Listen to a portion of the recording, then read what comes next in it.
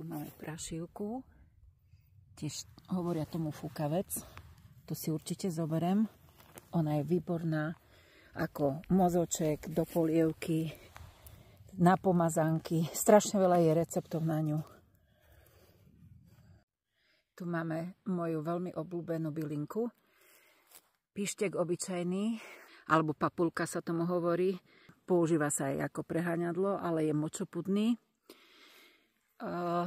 Veľmi dobrý na žlčník, na trávenie, na zväčšenú prostatu, má protizapalové účinky.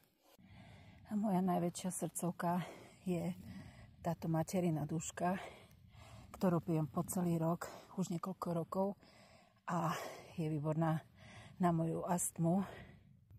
A okrem toho nádherne vonia. Nádherne.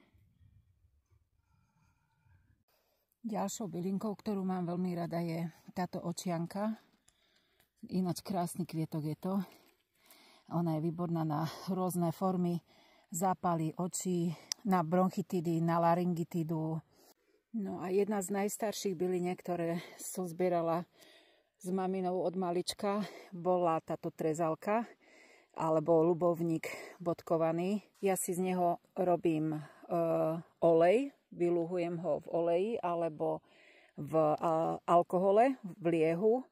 No a s ním si potieram moje kĺby, ale jeho pozitívum je, že má antidepresívne účinky, používa sa pri úzkostiach, neurózach,